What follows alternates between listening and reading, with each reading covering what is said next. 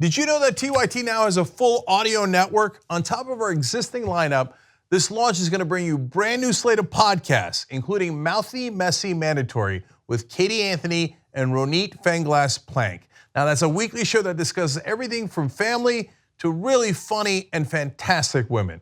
To get more info on the show and the whole TYT audio network, visit tyt.com/audio.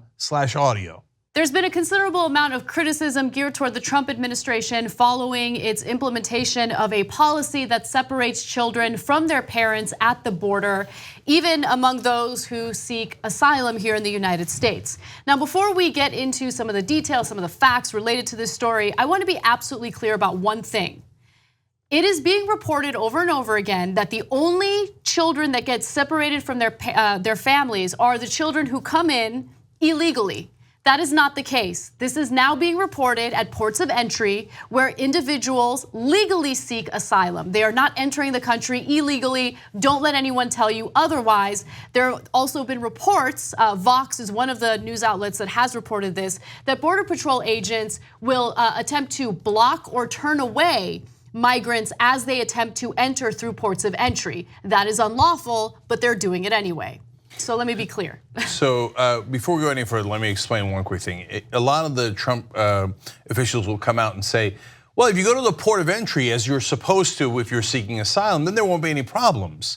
If you're trying to cross the border illegally and then tell me you're seeking asylum, well, we're not going to buy it, we're going to prosecute you, and we're going to take your kids away. Well, half of them admit that they're taking the kids away. But Anna just told you about what's happening in the ports of entry as well. That's right. As we know, the Trump administration has been very clear about the fact that they want to clamp down not just on illegal immigration, but legal immigration, and that's what's happening at ports of entry.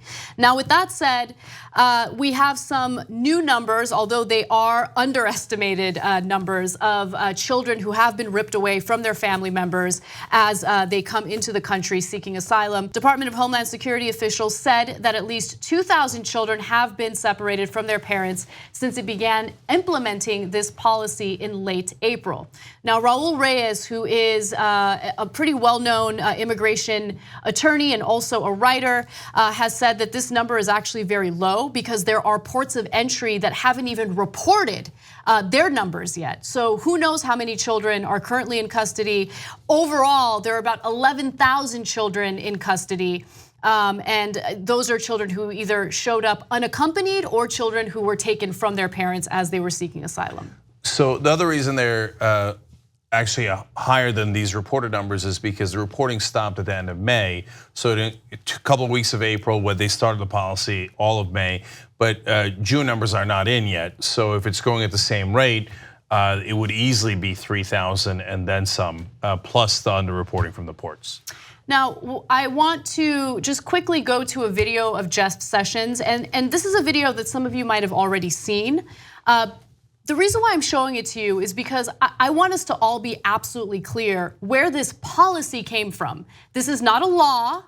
Congress never passed a law saying that these children need to be separated from their parents. This was a policy implemented by the Trump administration, and Jeff Sessions on multiple occasions bragged about it while giving speeches. Take a look. If you cross the border unlawfully, then we will prosecute you. It's that simple. If you are smuggling a child, then we will prosecute you. And that child may be separated from you as required by law. These children are not entering at ports of entry, but in dangerous places, in deserts, and crossing our fences and attempting to escape law enforcement officers. We do not want to separate children from their parents. We do not want adults to bring children into this country unlawfully either, placing those children at risk. But we do have a policy of prosecuting adults. We are pursuing a zero tolerance prosecution policy at the border. Having children does not give you immunity from arrest and prosecution. Bringing children with you doesn't guarantee you won't get prosecuted.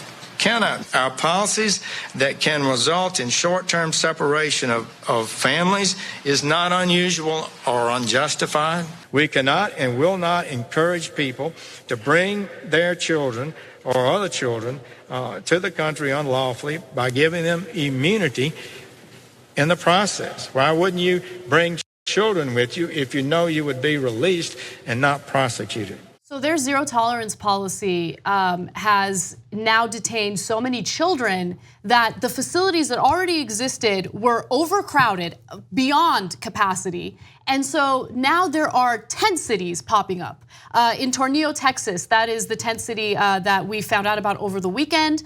And there are literally children being detained in these makeshift detention facilities because of what the Trump administration is doing.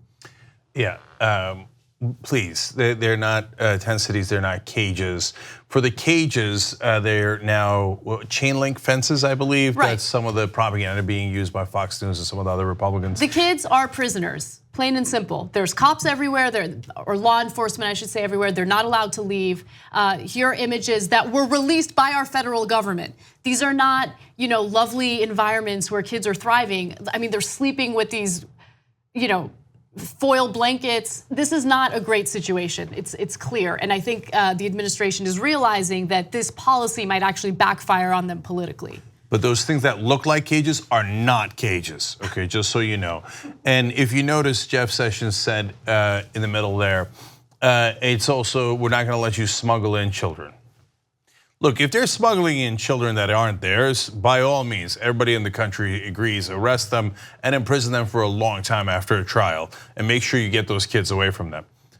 But that's not what's happening here. What's happening is it is their kids. Now all of a sudden, are you pretending that all of those families, those thousands of families that have come with their kids, they're not actually their kids, they all just grabbed a random child?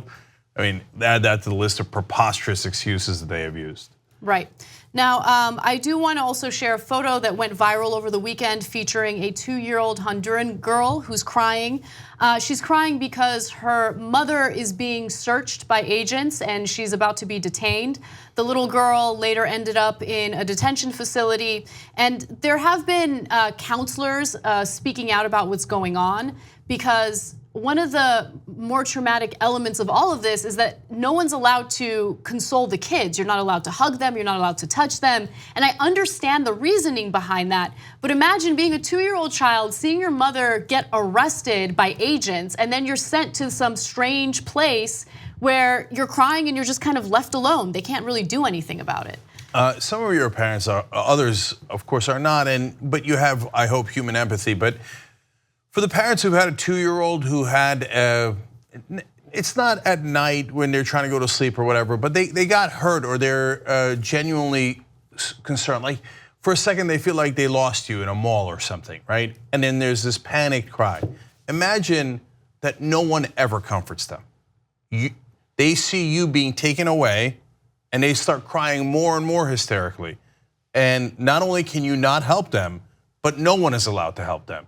No one's allowed to touch them. And again, Anna says, it's true, we put ourselves in a no-win situation.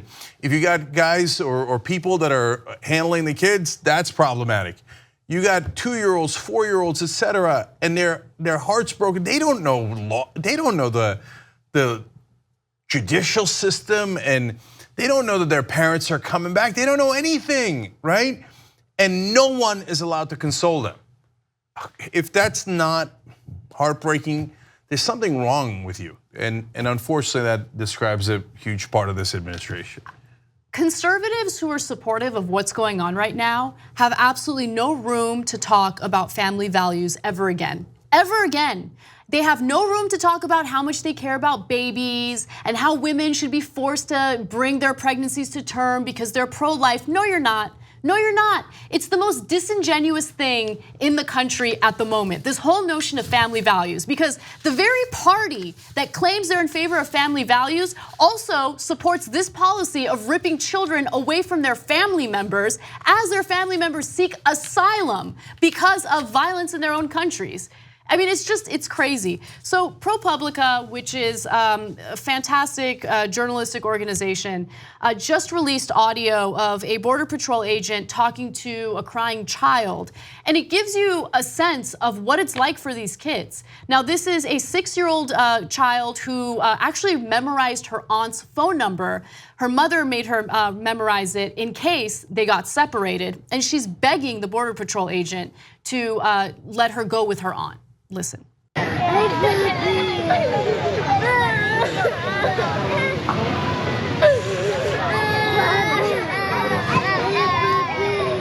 Bueno, aquí tenemos una orquesta. Faltaba el maestro, Ay, con mi tía por lo menos para que después llegue. Que me venga a traer mi tía para llevarme. Ella llama a tu tía si tú tienes número y habla con tu tía. Tengo el número de ella. Ah, pues ahorita ella te ayuda para que hable. Cálmate nada más. Look, you've heard bratty kids cry because they didn't get a toy or something, and then you've heard kids with real anguish, whether they hurt themselves or they felt somehow, scared, yeah, spurned, whatever it might be. And for our Border Patrol agents to say, a little orchestra here, now we need a conductor, but this is what it does. This is what authoritarian government does. It forces people to do monstrous things. So we have now given orders, and they must follow those orders, to take the kids and don't care about their crying, don't help them, don't console them, don't listen to them that they want family members like their aunt. No, just put them into cages, call it a different name, and you're done with it. So they are following those orders, and that's the country we live in now. 2 easy ways to follow the Young Turks. One is hit the subscribe button down below, then you're a TYT subscriber. And second is ring the bell. And when you do that on YouTube, you're notified of our videos.